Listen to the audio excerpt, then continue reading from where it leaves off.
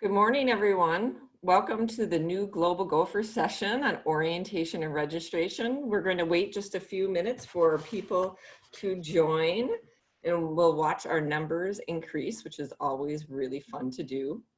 Let's see.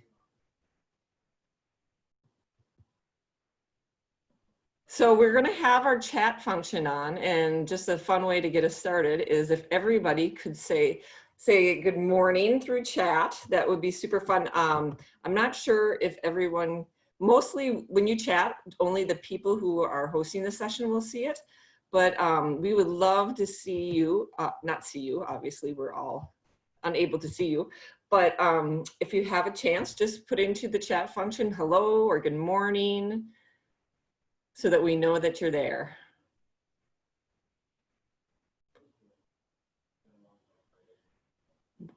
Yay!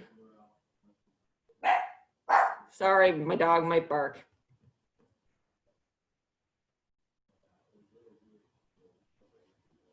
Woohoo!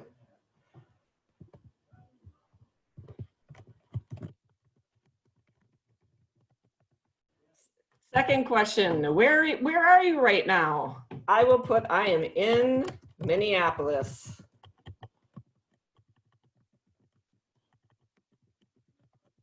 Where are you in the world? Brazil, Nigeria, Qatar, Vietnam, Malaysia, Japan, China, South Korea, China. Another person from Brazil, Minneapolis, Seattle, Connecticut. We have someone coming Connecticut, sorry. Turkey, India, China, Saudi Arabia. Okay, we have a lot of people from China. Next time I'm gonna have to ask which city, because China's a big country, obviously. Vietnam, Wuhan, yay, Shanghai, Beijing, Japan, Guangzhou, Chengdu. Wow, this is amazing to see where everybody is. Bangkok, Hangzhou. I hope I said that right. Did I say that right? Well, great. Malaysia. Oh, good evening. Good evening from Malaysia. Morris, someone's up in Morris. Morris is a campus, another University of Minnesota campus in Minnesota. Botswana. Hello, hello. Well, we're thrilled to have you all joining us this morning. Yesterday was a national day off. It was Memorial Day, so we had a 3-day weekend. Oh, good morning from Seattle.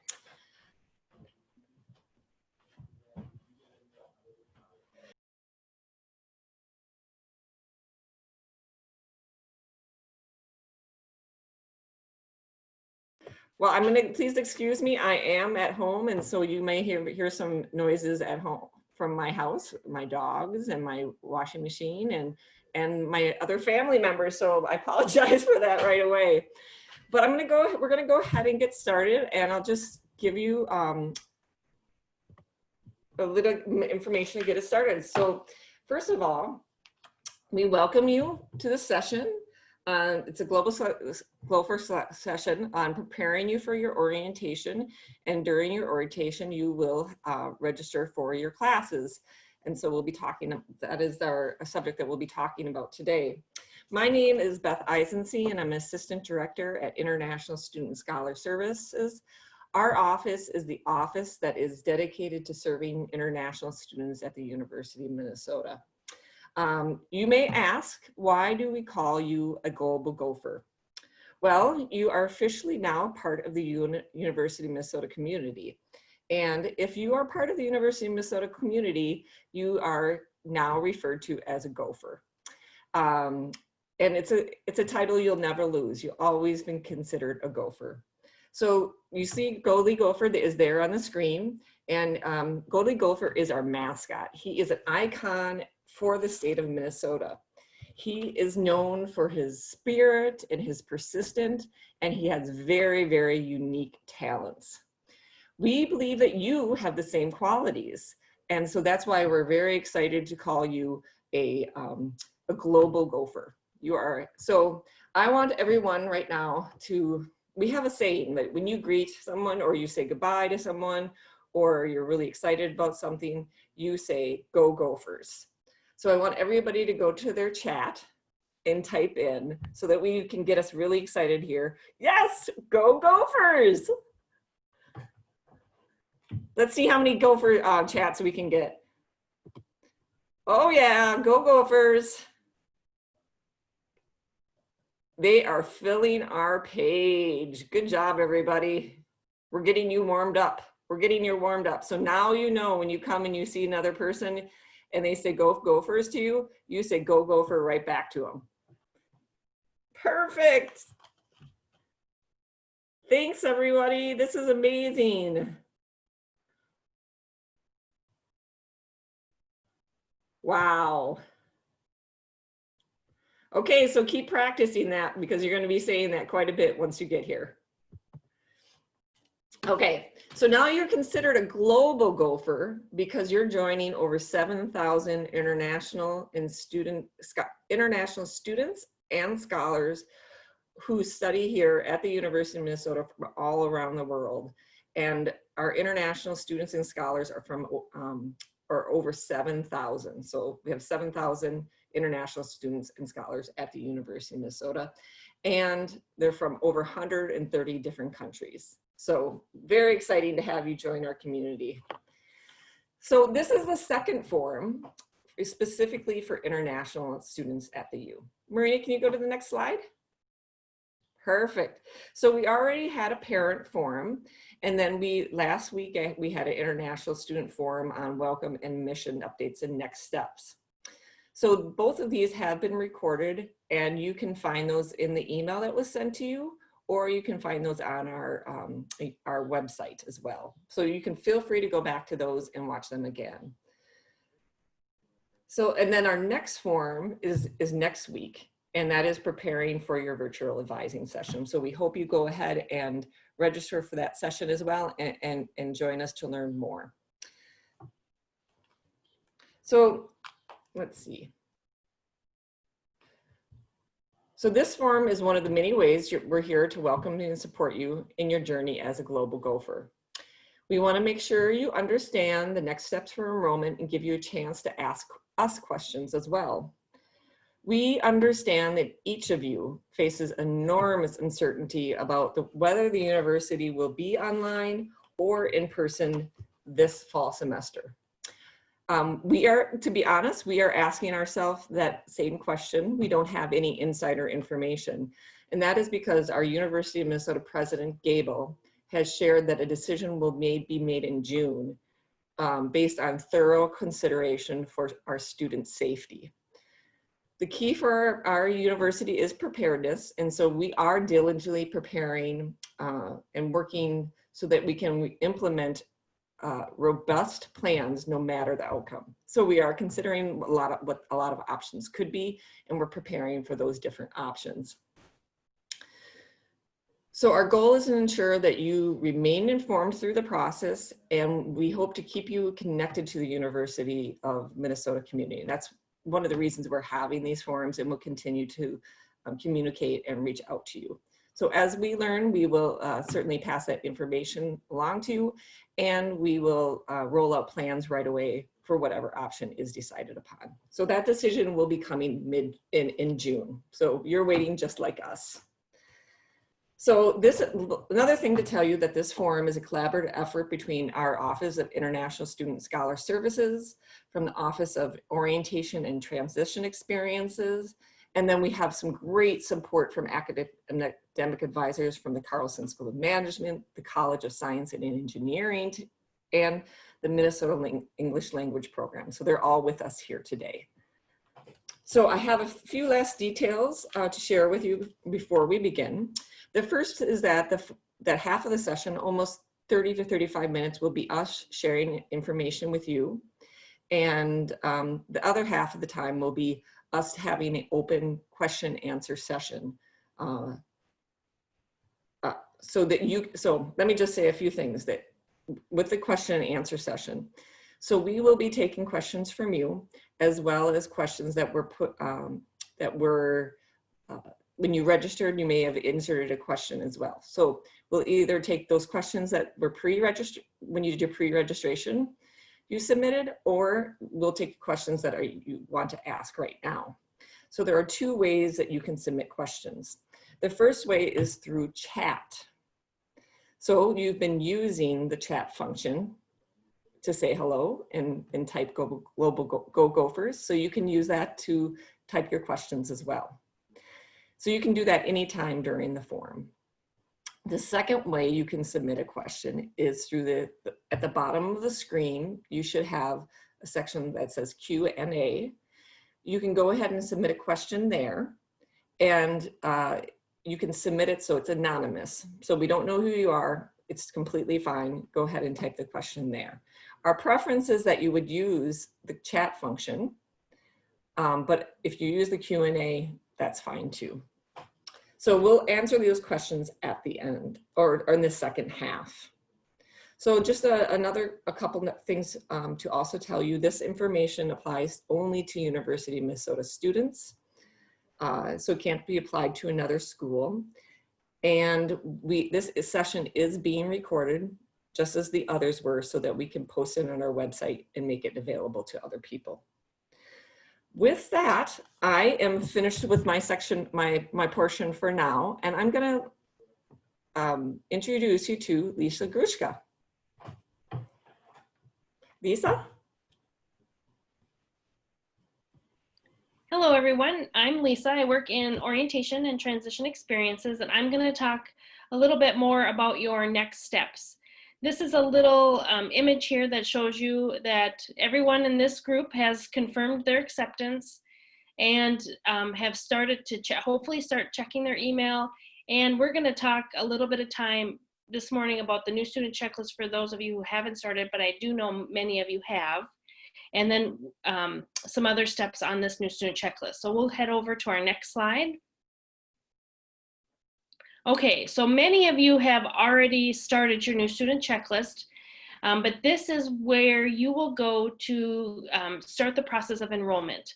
It has several steps. Each checklist is personalized to you and to your college. So the steps that I've listed on the page here are what we call our general steps that everyone has to do, but there are additional steps your college may require. You'll start by taking a Tell Us About Yourself survey, which will take about 20 to 25 minutes. This is information that we are collecting to learn a little bit more about the class, as well as information for your academic advisor so that they are prepared to work with you during registration. You'll select your orientation date. And so for those of you who have not done that yet, I would encourage you to do that soon. The benefit this year of having a remote orientation is that international students are getting to register for classes alongside the domestic students in early June and July, instead of having to wait till late August. So make sure you take advantage of that. Any placement exams that are required will be listed in there. And then we have a component, because we're remote, which will be called online orientation via Canvas. For the freshmen, it actually launches today at noon. And for the transfer students, it launches on June 15th at noon. And of course, we have your international student preparation course, which Beth will talk about next.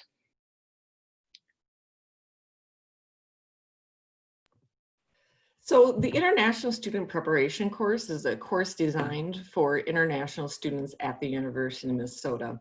It has a lot of great information, specifically focused on what to do before you arrive, after you arrive, little information about classes, some information on academic culture, what you need to know if you want to work at the university while you're a student, travel, and some cultural adjustment. So we encourage you to view this as soon as you can.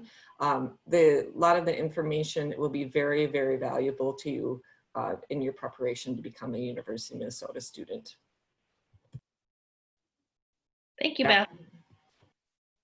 Okay, so this summer, Because we can't be on campus, we are hosting what we're calling a remote orientation. And this has two major components. The first one I've already touched on, which is that online orientation component.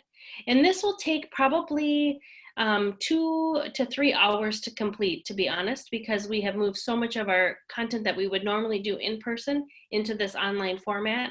There's going to be several videos and content from your College of Enrollment. In order to complete the requirement of online orientation, you will take 2 quizzes. You will take a quiz at the end of your university resource section, and once you pass that quiz with a score of 80% or higher, then you'll move on to your College of Enrollment section, and then you'll pass a quiz there with an 80% or higher, and that will then complete your remote or your online orientation requirement. You will then, your next step will be attending the scheduled orientation date via Zoom. We're going to host orientation just like we're hosting now with Zoom. You will be put into small groups based on your College of Enrollment, and then you will be with an orientation leader as your first step of the process, and then you'll move on and be with your college for the rest of the day. We tell students to plan about 3 to 5 hours to be online for your scheduled orientation date. And we're also taking into context the time. So we are in Central Time here in Minnesota. So for a student maybe who is coming to us from China, you will do your first meeting with your orientation leader on schedule with all of the other students, but then your advising and registration will be in the evening on your orientation date, which will then, for you, be the next day in the morning. So you'll need to really pay attention to the time and the day that you have signed up for. So the time and date you've signed up for is in Minnesota time, and then we'll provide you with a time zone calculator in your schedules so that you can calculate to make sure you're making your appointments on time. And we can go to the next page. So like I mentioned already, you're gonna meet with a small group as an orientation leader. An orientation leader is an upper class student who has gone through a lot of training. They've actually been in training since January, learning about supporting students through this transition. And they are super excited to welcome all of you to campus, and they're gonna be running a session called Transitioning to College. And that's gonna talk about the differences between high school and the University of Minnesota and how you study and the resources available to support your academics. Like I mentioned, you'll meet with your College of Enrollment. And when we're talking about College of Enrollment, we're talking about, are you admitted to the College of Liberal Arts, the College of Biological Sciences? Those are what when we're referring to the College of Enrollment, that's what we're referring to. You'll meet with your academic advisor, and this is the person who will support you through the registration process. And you're going to learn a little bit more about the role of the academic advisors in just a little bit. And of course, you'll register for your fall semester classes. Now, someone has already asked, how will I know when to do everything? About 48 hours before your orientation date, you're going to get an email from us that will have all the instructions on how to log into what's called the Orientation Hub, which you can see at the bottom of the page. This is where you will log in with your username and password, your internet ID and your password, and then it will give you your personalized schedule with all of your schedule of the day and all the Zoom links you're going to need to be able to host your orientation. Some things to keep in mind is that I would download Zoom onto your desktop, or if you have a Chromebook, make sure you're downloading it into your Chromebook or your mobile device.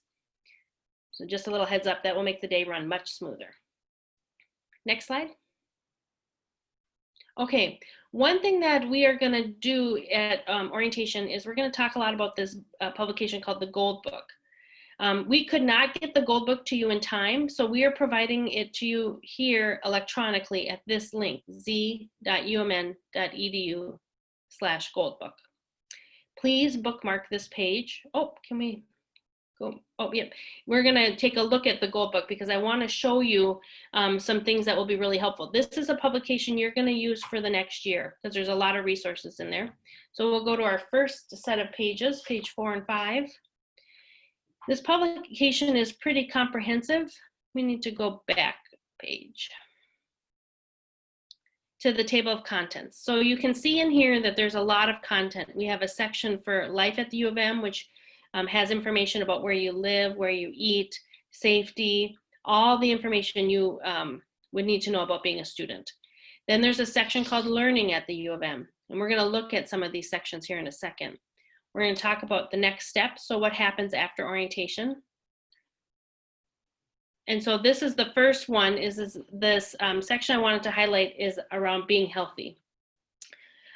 We have a lot of resources to support students in their stress management and mental health. And I wanted to bring your attention to this page because there's a lot of examples of how you can prioritize your well-being, and if you need additional support, where to go.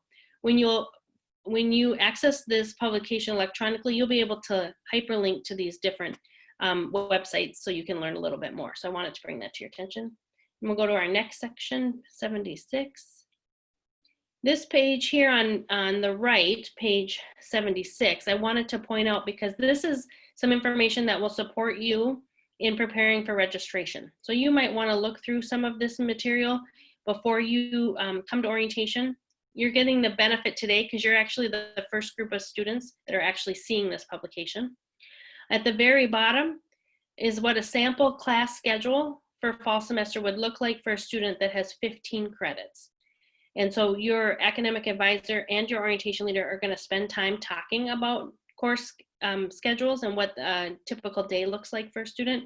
But I wanted to point this out so you could come back and look at it.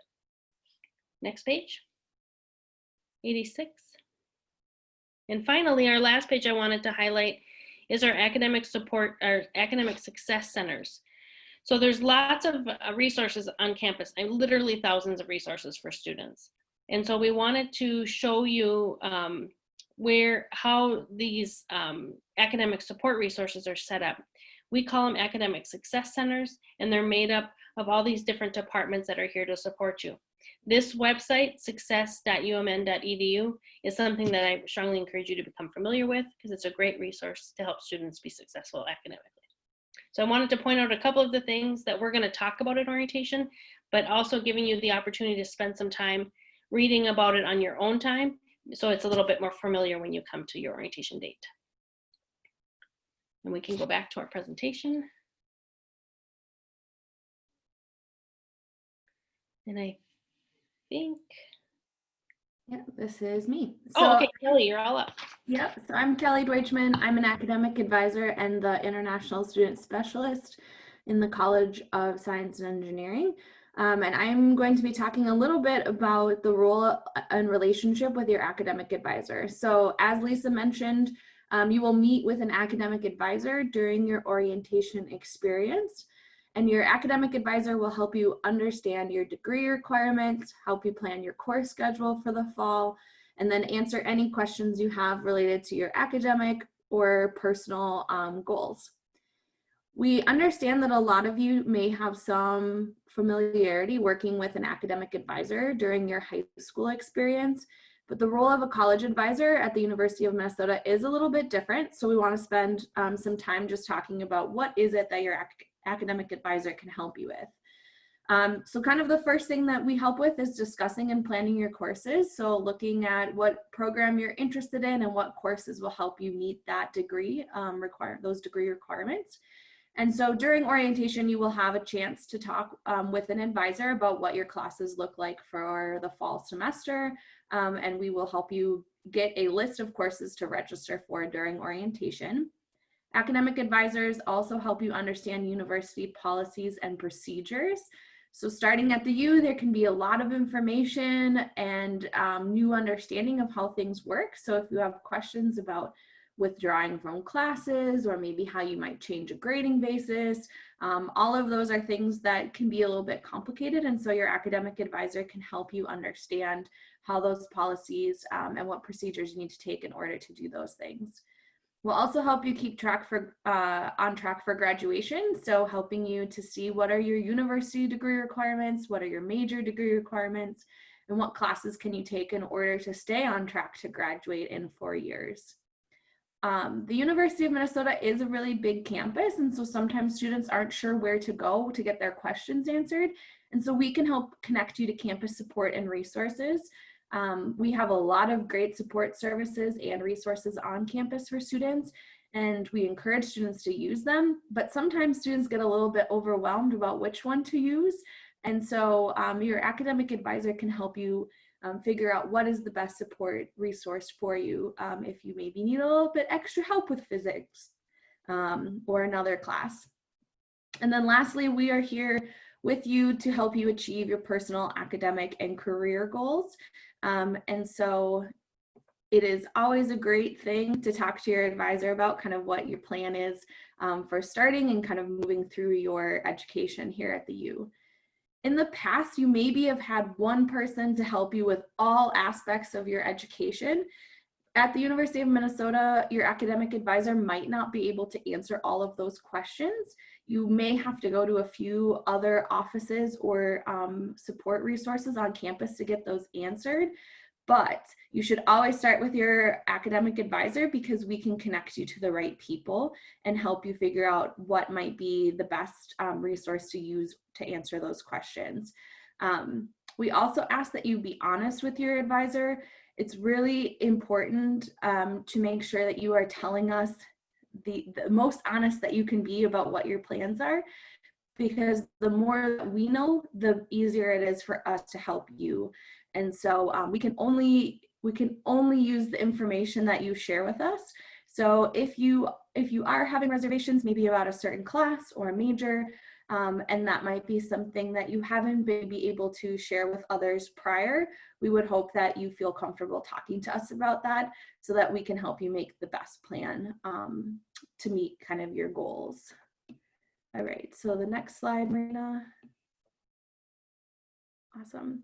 So Beth talked a little bit already about the iPrep course, but in your iPrep, there are some really great information for you to probably want to go back and review that talks about the relationship between you and your academic advisor.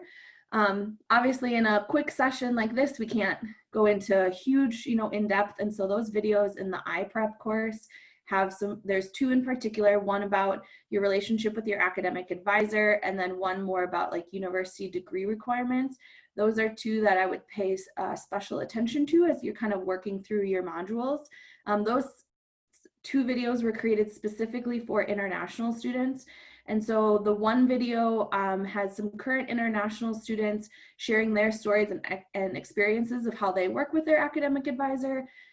It also provides an overview of understanding your degree requirements, and my face is also in that video, so now you get to see me twice. And then there are some tips for preparing to meet with your academic advisor for the first time. So those two videos have some really great resources that we would encourage you to make sure that you pay special attention to as you're preparing for orientation.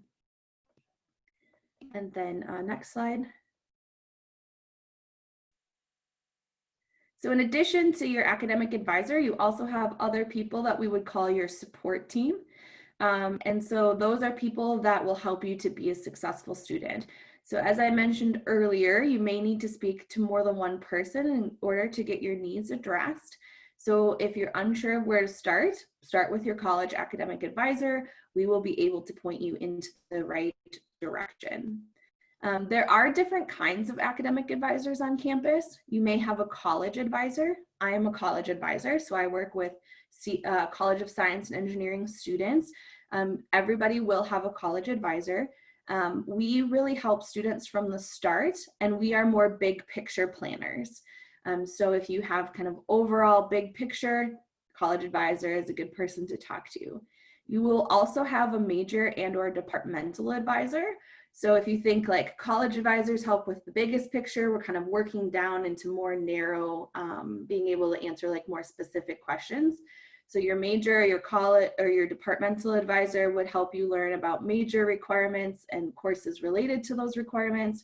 If you have questions about research or experiences to build skills for a specific major, a lot of times a major or departmental advisor would be the best person to talk to.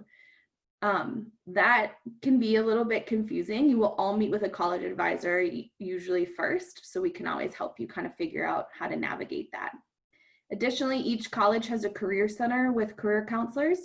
These are great people that help students explore and identify career goals, prep for graduate school. So make sure that you're using that service.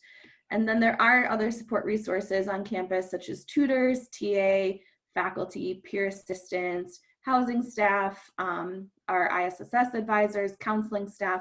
So there are a lot of people on campus. I just named a lot of them there to support you. But really, if all you remember is that the best and strongest students ask for help. So it may be difficult to do this, but we encourage you to connect with advisors whenever you have concerns, and we will help you understand and figure out who to talk to. All right, so next slide. All right, so finally, preparing for course registration.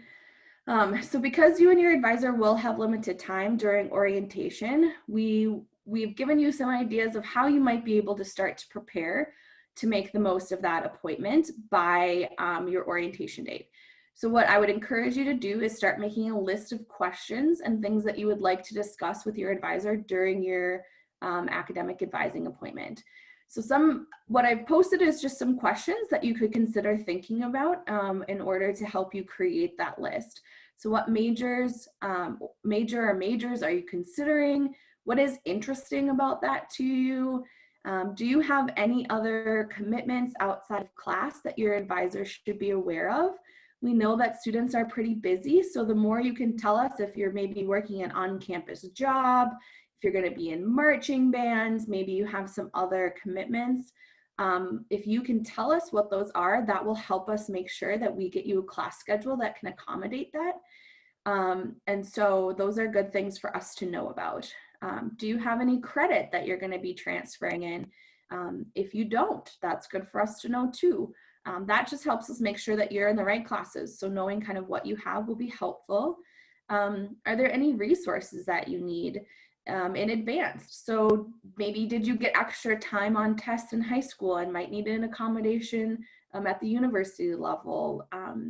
Do you connect already with a mental health provider and want to have that all set up before you start classes in the fall? Those are all really great things for us to know. Let's see. Are there any minor areas you're considering? Do you want to have a maybe an international study abroad experience? Some of our international students do go on longer short-term programs, even though they're already studying abroad. So those are good things for us to know too. Are you thinking about graduate or professional programs? And then just anything that you feel like is important for us to know that will help you and help us kind of create you a schedule for the fall. So that was a lot of information about preparing for classes, but really what we just want to make sure that we kind of reiterate is that we know this is a lot of uncertainty right now about what the fall is going to look like, and students have a lot of concerns. And we don't, as Beth said, like we don't actually have the answers to all of that today. But what we can tell you and what we can reassure you is this: you will meet with an advisor to talk about your fall registration during orientation. We will help you create a schedule for fall. If we need to make changes, we can do that later after your orientation experience. And we will provide opportunity for you to reach out to your college to say like, okay, this is my schedule has changed, or what I need has maybe changed. We're not sure exactly how that's going to look, or each college may handle it differently, but I can assure you that you will be able to make changes to your schedule and that someone will help you do that. So I know that we don't have all the answers, but hopefully that makes you feel a little bit better. And so now I'm going to pass it on to Leanne to talk about the Minnesota English Language Program. Hi, my name is Leanne Godfrey, and I'm here to tell you about the MELP, or Minnesota English Language Program. We are the department on campus that offers 4-credit English language courses, and there are several reasons why I think you should really consider taking a class. So first, the University of Minnesota is big, but MELP classes are small, so it's a nice way to get to know an instructor, get to know classmates, and to build community. Second, at the Minnesota English Language Program, we believe that language learning is an ongoing process, and that even native speakers need to learn about academic and professional language. And so even if your English proficiency scores are high, This is a really nice opportunity to focus on academic and professional English in a real context. And so you can continue to develop those skills. We also know that transitioning to a new context and studying in English can be difficult. And so there are new expectations and ways of being a student in the United States. And so this is a great way to be supported in that transition. And then lastly, I think it's a great way to boost your confidence and know that you can be successful in your academic classes. Next slide. So we have several classes that I want to just draw your attention to that you can take, and these are listed as online. There will also be some face-to-face options depending on how things go in the fall. But then we have classes that are broad. So for example, 3001 is just kind of broad skills and just adjusting to using academic English, or ESL 3102 is kind of grammar for academic purposes, but then we have some that are very specific. So for example, ESL 3006, for any of you that are thinking about going to Carlson or going to be Carlson students, that's highly recommended. You'll focus on English for business interactions and being supported in your Carlson classes. We have specific classes such as English for chemistry. So if you're taking a general chemistry course, it's a great way to get some additional support in how to write lab reports, for example. We have also some specific ones like 3000 on the bottom here, 3551 or 3551 is pronunciation. So we have a broad range. We have some that are very broad skills and just kind of to help you in the transition to using English in academic settings, and some that are very specific if, for example, you need some extra support in academic reading and writing or speaking. I'll draw your attention to the last one on my list. ESL 3602, speaking for academic purposes. And this is a great one for just developing your confidence and learning how to participate in class, in group discussions, and asking questions in a whole large group. And we'll make sure that it's context specific if we're online, so that if we're in Zoom, we'll be focusing on those kinds of interactions as well. So I encourage you to think about taking a class, and I look forward to seeing some of you in the fall there. Thank you. And I'm going to pass it on to Lisa. Back to Lisa. Okay, well, you know, a lot of things are up in the air, like you've heard us say. So there's some things that, and I'm seeing some of it in the chat as well. So what if I decide, so we wanted to talk about what if your plans change? So what if you decide you don't want to come in fall of 2020?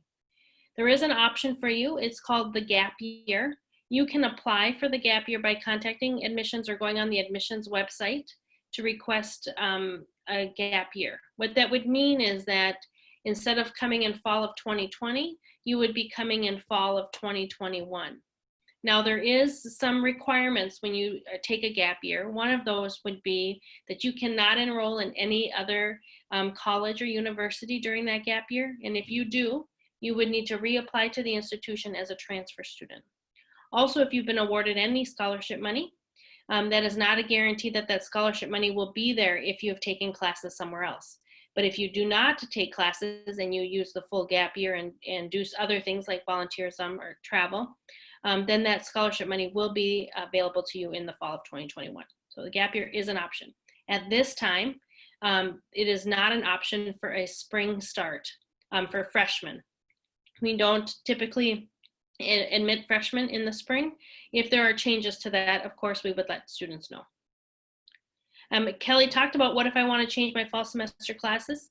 Just like Kelly said, you'll contact your academic advisor. You can send them an email and they will help you change your classes.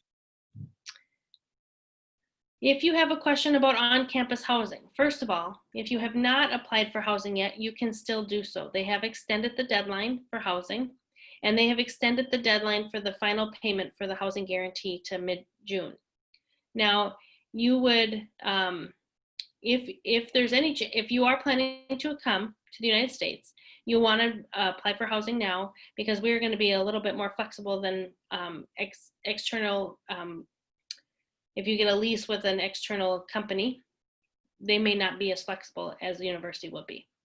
So you would have until August 1st to cancel any housing arrangements. So you would have an opportunity to cancel and get your money back. But there's the contact information for housing. But we strongly encourage students to live on campus. They do better academically when they live on campus. And if you have any questions about your visa or international student status, we ask that you contact ISSS at issssnew@umn.edu. So we know that we've given you a lot of information today, but we want to open it up for questions. So I'm going to turn it over to Beth here to talk about our next steps.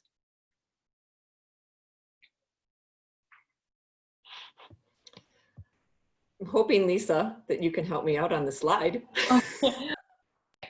Okay, so just so that everyone knows, there are a lot of fun images that you can download from the admissions website. At this admissions website, you see at the bottom of the graphic here.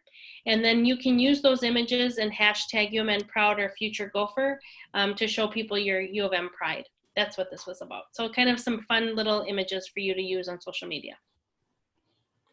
I did go visit their website, and it's really cool, and you can see, you can kind of track what other people are doing when they're taking the pictures as well. So super fun pictures, a way to mark that you are a Gopher now.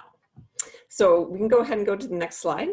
Okay, so we're going to open up to the questions and try to create some answers for you.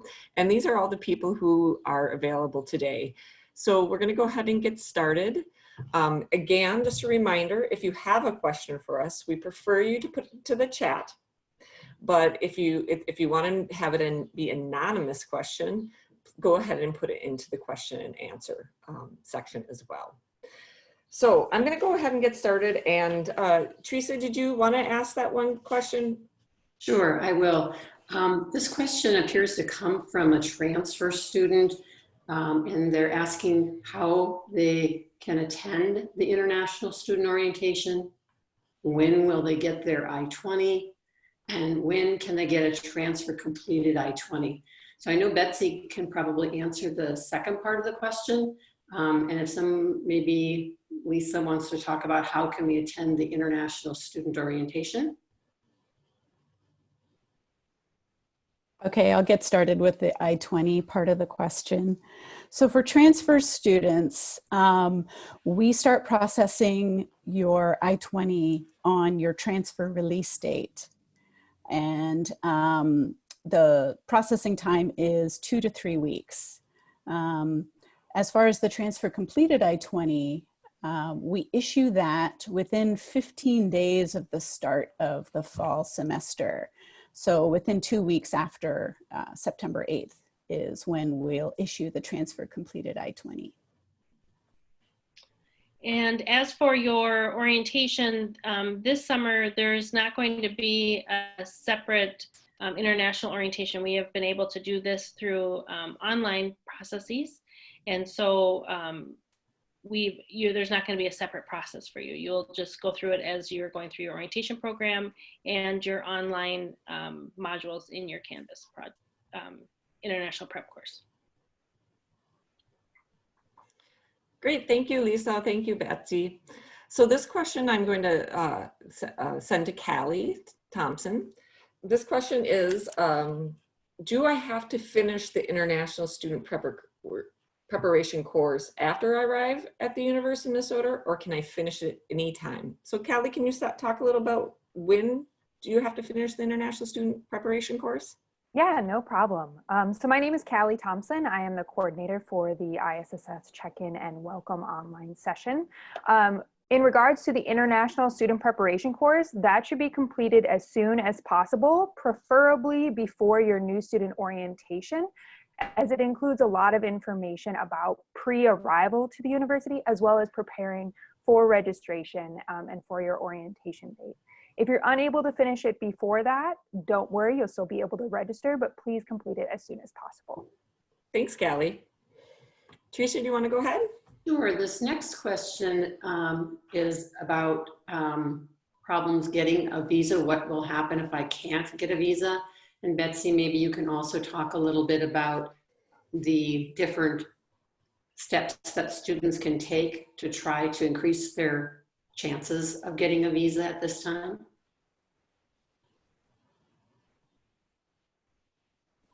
Right. So right now, the U.S. embassies and consulates are closed, but some are beginning to post dates for future visa appointments. We know that availability of visa appointments are varying from one consulate to the next, even in the same country. So we do recommend that you search several locations and just keep checking periodically to see if the availability has changed. As far as visa success, we do have some tips on the ISSS website for assuring your visa success, and certainly having your I-20, your financial documentation, a valid passport. Those things are pretty fundamental to a successful visa application. Great, and just a reminder that this session is being recorded, and we will post it. So if you feel like we're moving fast through information, just know we're going to post it, and it will have captioning on it as well. So maybe some things will be a little bit easier to understand, and you can watch it again. So this next question is for Annie Lynn, who is a senior advisor at Carlson School of Management. Annie, one of the questions that was submitted previously is a placement test available for languages like Mandarin? You have to, your microphone is on, Annie. You got to unmute. Yes, Mandarin is one of the language that if you are interested in finding out your placement, you will contact the department directly. There are some other language placement tests you can do online, including German, Spanish, and French. And the language site is langtest.umn.edu. Great, great. Annie, would you mind chatting that into the chat area so that people can see the link as well? Yes, I will. Good, good. How about you, Teresa? Do you have any more immigration questions at this time? I do. Okay. A student is asking about if the university is offering classes online and we choose to attend the U of M in that manner, what happens to the visa? Well, if you're attending classes online from outside of the United States, you don't need a visa to attend. So the visa status is only necessary if you're coming in to physically be present at the University of Minnesota. So you can attend online classes at the University of Minnesota with no F1 visa.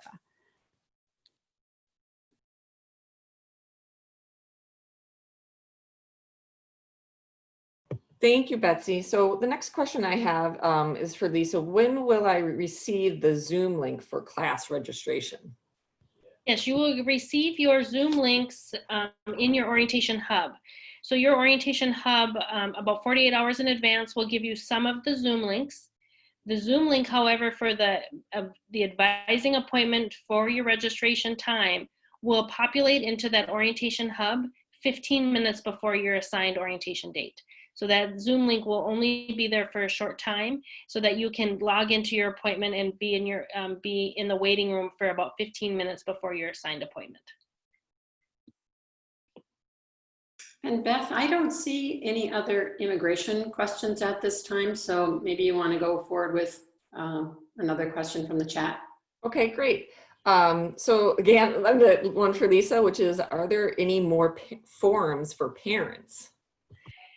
There is not another international forum for parents scheduled. However, the University of Minnesota President, Joan Gable, is going to be hosting a forum for parents in June once the decision has been announced for how we're going to move forward with fall semester. So families will be invited to attend this June forum.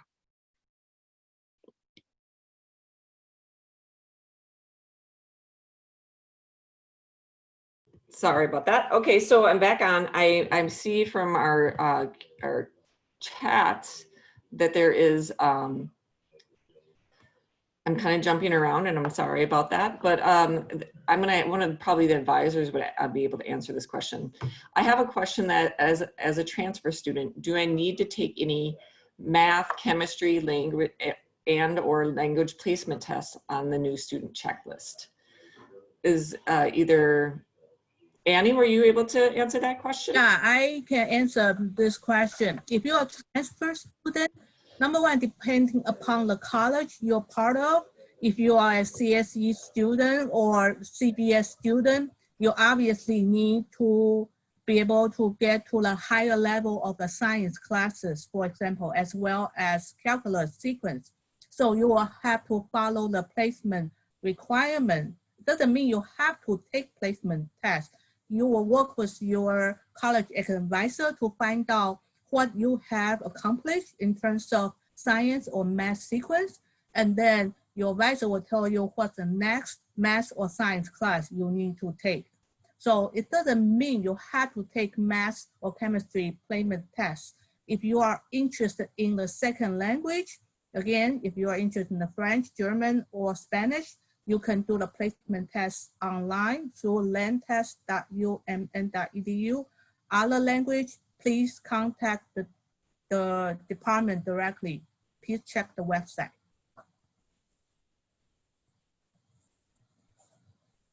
Great, and maybe I'll ask Callie this question. Is there any difference between Callie, not Kelly, Callie, is there any difference between the email address ISSS and the email address ISSS new?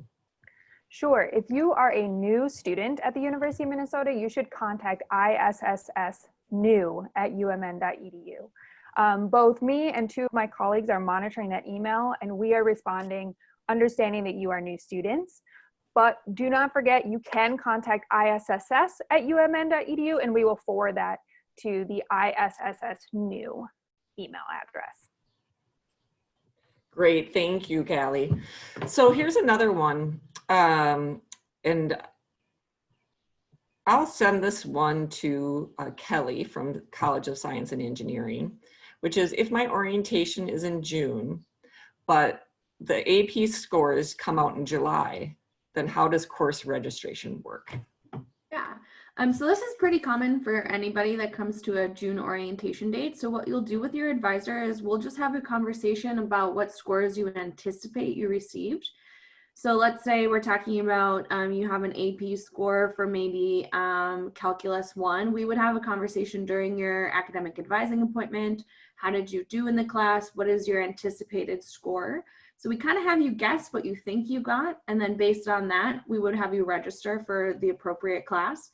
And then if the scores come out and they're different than what you thought, we would have you go back and change that class. So we pretty much rely on you, which is part of that whole like being honest with your advisor. So kind of thinking what you think you got on the scores. And we will go with what you think you got, and then if it's not a good match when your scores actually come in, then we can go and change your schedule. Great, thank you, Kelly. This next one is for Annie. Annie, can you tell us, can an international student double major from 2 different colleges? You're muted, Annie. Yes, definitely. There are 2 different situations in terms of dual degree and 2 majors. International students, just like any student, can pursue 2 majors with 1 degree. For example, if student is a Carlson international student pursuing marketing degree, but also interested in the psychology. Psychology is one of the major in the College of Liberal Arts. Yes, and this student definitely can do both. But sometimes some college require students to pursue the major that you have to be their degree seeking student. In this situation, that means that you will have to be able to apply for the other college admission first and then pursue a degree that way. For example, international student is interested in the marketing major, pursuing business degree, also interested in the chemical engineering degree. And then in this scenario, students need to apply to the CSE after if they start from the college and school. So there are different scenarios. The best thing to do is to check with your academic advisor. Your academic advisor will point you to the right resources and website to learn more and also answer your question. Great, thank you, Annie. Lisa, I'm not sure if you answered this question already, and I'll just ask it just because I want to make sure. Is how can transfer students apply for deferred admission? Did you answer that already? No, I did not. So Oh, it is a good. good clarification question, because transfer students are not eligible for the gap year. Transfer students would need to contact admissions to ask for a change in start date. So you're just requesting to change your start date to spring semester. We do admit transfer students in spring, so if you wanted to ask to have your application with the January start date, you could do that. Great. So that's admissions. And I'll ask you this, it's a big question, Lisa, and is if there are no in-person classes in fall, will we still have to pay for housing and other additional on-campus expenses? So, and then there was a follow-up questions about just housing in general. Will it be open in the fall? Yeah, housing will be open in the fall. In fact, we're open now. In fact, the orientation leaders are living in the residence halls and eating in the dining halls right now. So if you're living in, yes, you will be paying for those expenses. I can't really speak yet to the extra fees, like the recreation fee or the student activities fee. Those fees, I'm not sure about how that would go. But I do know that housing would be a fee that you would incur if you are living in the residence hall. Great, and I'm going to follow this one up to Kelly because you answered something about AP, but this one is a slightly different, which Ryan asked, what about for A-level students? Because our results come out mid-August. Is it the same situation as the AP? Yep, same thing. So what is your anticipated score? What do you think you got on the exams? We'll use that as a place to start planning. And then if the scores come back differently, then you can change it. Great, great. Oh, here's a great one. Okay, I'm gonna actually, let's see. The question is, how does University of Minnesota support LGBTQ+ students? I was thinking either Lisa or Kabir, do you wanna jump in on this one? I would love for Kabir to jump in. And Kabir has not been introduced. Kabir, he is our, well, I'll let you introduce yourself, Kabir. All right, well, thank you, Beth. I'm the Student Engagement Program Director for International Student and Scholar Services, and this is a great question. Gay, lesbian, bisexual, and transgender students are supported through ISSS. We have 2 to 3 dedicated staff who are committed to supporting students individually. And then we have a queer and transgender center on the U of M. There is an international student discussion group that meets on a weekly or bi-weekly basis. So please connect with us. They have an open house. And generally, we do an open house during Global Gopher events as well. All right, hope you connect with us individually. Please feel free to reach out. Thank you, Beth. I'm sorry, everybody. I'm just reading through all the questions to see what I've, did we answer this one? No, we did that one already. Okay, got that one.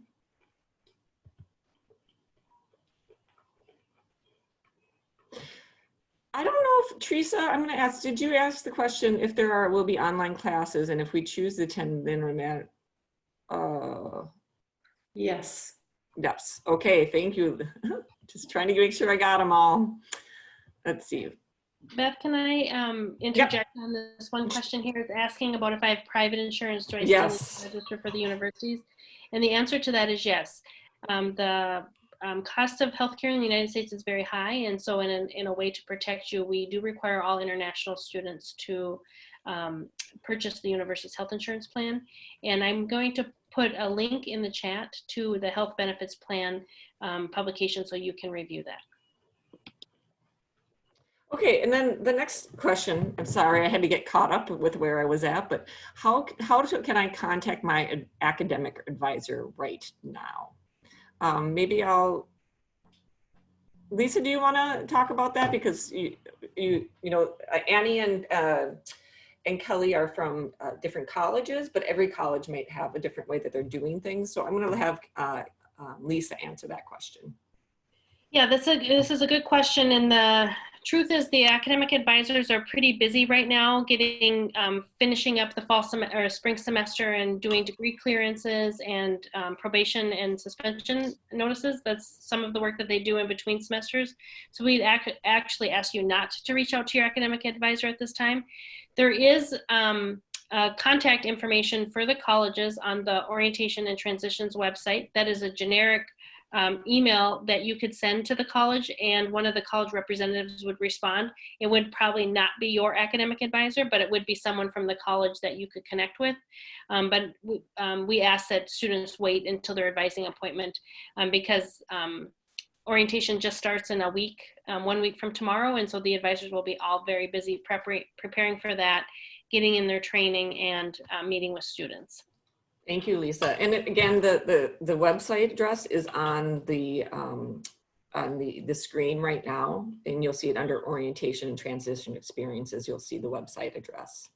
Can I just jump in quick on that? Please. So yes. Just like what Lisa said, I would encourage you. I know a lot of students have a lot of questions about like credits transferring in and what courses they're going to take and all of that. But if you can just like the longer you can wait, we will answer all of those questions during orientation. And so if it's a really specific question, even emailing that address, I would just ask you to wait because we will answer all those questions during your scheduled time. And if it gets sometimes it just gets backlogged too, which gets it harder for us to get you an answer. So if you have really specific questions about your situation, that's what your advising appointment is for. And so if you can kind of wait on that, that's helpful too. I know that's not always the fun answer, but that way, you know, you're going to talk to someone face to face. Those questions can be answered in person during your orientation time. Great. Thank you both. Yes, and you're going to have, believe us when we say you will have lots of more contact with us in the next couple of months. So this question I'm going to have Annie answer, which is it hard to transfer or change majors from, for example, from statistics and CLA to a major in Carlson? How does that work, Annie? You're muted, Annie. That's okay. I've been busy typing my responses to many questions in the Q&A. They are all wonderful questions. Thank you all for sending those questions. There's an internal transfer admission process, and the different colleges set up process a little bit differently in terms of a requirement. So if you are interested in transferring, pursuing a second major, second degree, particularly in a different college, please check the college's website. So for example, if there's a CLA student in stat major wanted to pursue a marketing major and Carlson degree, and then this student will review Carlson transfer admission website to learn more in terms of the prerequisite GPA requirement and essays, all these things as a part of an application. Different college has different prerequisites and the different requirement. So you wanted to make sure that you review the website and contact the transfer mission coordinator. Each college has somebody like this, transfer admission coordinator. And this person can give you a lot of clear understanding about how transfer works. and also pay attention to the deadline. So Beth, there is another immigration question Sure, here. go ahead. To ask Betsy to answer. And the question is, the student's wondering, is their new I-20 obtained by online mail? No, we send I-20s in hard copy, and if you're abroad, we will send it by express mail. So you're going to get the actual physical paper copy of the I-20, and that's the original I-20 that you will need.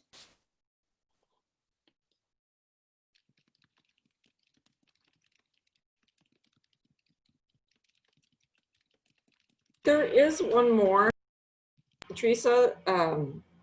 It says, hi, I'm an transfer student. Okay, I'm just going to read it. It's an immigration question.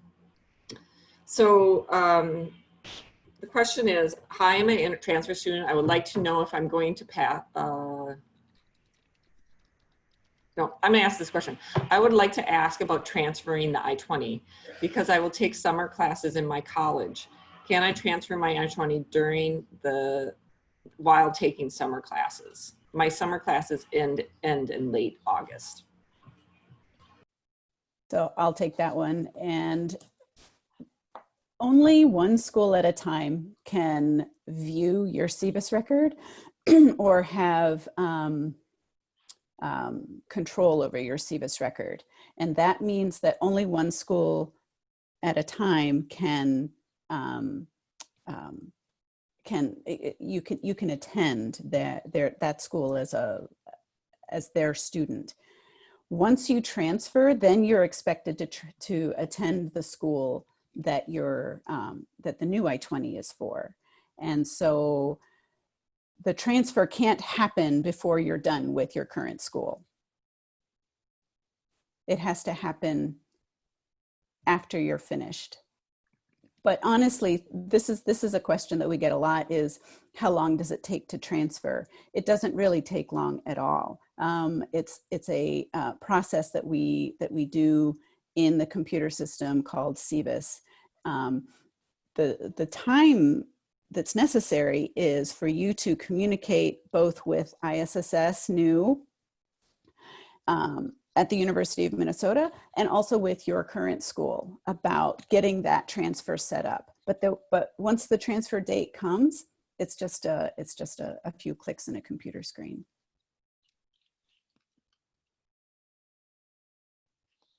Great. I think I'll just ask, we're about almost 10 minutes over. Maybe ask 2 more questions and then we'll probably wrap up. Sorry, that is so noisy at my house. We'll probably wrap up, and then of course we can invite you to come back to our next session, which will be on Thursday. But we'll just ask a couple more questions. So I maybe will have Kelly answer this one. If we've been placed into a certain math course, for example, Math 1371, would we be allowed to switch to a different math course, for example, Math 1241? Yeah, so that's a good conversation to have with your advisor. We would look at any credit that you previously have. If you have any coming in, what are you placed kind of on your placement exam? That all needs to be a conversation individually with your advisor. I'm not actually sure what the 1241 class is. I know what 1371 is, but that would be a good conversation to have with your advisor because we need to look at kind of several different indicators. So I can't give a solid answer on that right now, but typically where your placement is where we need students, what class we need students to be taking. And I add to that is that for math placement, you can use the summertime to improve your placement, just like in chemistry. So there are some options to improve placement in the math. Once you take your initial placement, there are some opportunities to improve that placement. Great, thank you both. Just one last question, and I think it's a really good question, which is, what is the difference between orientation dates? So I thought it might be good because you might have someone who has a different orientation date than you. What is the difference between those orientation dates? and specifically this person's asking, what are the differences between June 15th, July 15th? What are the differences? Lisa, can you answer that? Yep, this question, the dates that this student provided, there is actually a pretty significant date difference. The June dates are held for first year students, and the July 14, 15 dates are held for our transfer students. So the dates that are available are based on what college is coming in that day, what population they're intended to, and even in some cases what majors, because not all colleges nor all majors come to orientation every day. So that's something to keep in mind if you're trying to come on orientation with your friend, but you're in different colleges, it may not even be possible. So that's one of the differences with that. And then someone did ask about August dates, and are there going to be out of August dates this year, and what is the difference with August dates? They're right on the schedule right now. There are August dates. Again, those could change based on the decision of the university and when the start of school will be. I would say a big difference also in when you come to orientation isn't really about course access. There will always be courses available to you. The bigger thing I always tell students is that your preferred time of courses may not be available to you. So if you only want to take classes between 10 a.m. and 2 p.m. and you come in August, that's probably not going to be possible. So you want to make sure you come to orientation at the earliest time available so that you get to pick when your classes are and you have more choice. But there will always be classes, just maybe not at the times you want. Thank you, Lisa. And again, I'm sorry for the noise. I can't tell the construction people to go away. But we're going to go ahead and wrap up for today. If you submitted a question that was not answered, we do have your information, and we can go ahead and email you and make sure that you have the answers to your questions. Also, of course, we're going to be doing this same forum on Thursday. If you want to join us, you're welcome to. We're going to record, we said we were going to record this, and we'll also put it on our website. So that's another way you can review this information. So we ask that you stay connected with International Student Scholar Services, with orientation and transition experiences, and of course with your colleges. We will continue to try to provide timely information, especially during this time of the pandemic. And we are all continuing to offer full service to our students while we're all working remotely. We're all working from our homes right now, and we'll continue to do that in order to support you. So on behalf of all of us at the University of Minnesota, we thank you for choosing our university. We know you had choice, and we're delighted that you chose the University of Minnesota and that you chose become a Gopher. You are a valuable, very, very, very, very valuable part of our international learning community. And we look forward to seeing you again, communicating with you virtually, and at some point, seeing you here at the University of Minnesota. Behind me is the University of Minnesota campus. It is beautiful, and you will see this exact landscape when you arrive. So thank you for everyone for attending today. Thank you to all the panelists, and we hope to see you at our next forum. Goodbye, everyone. Bye. Goodbye.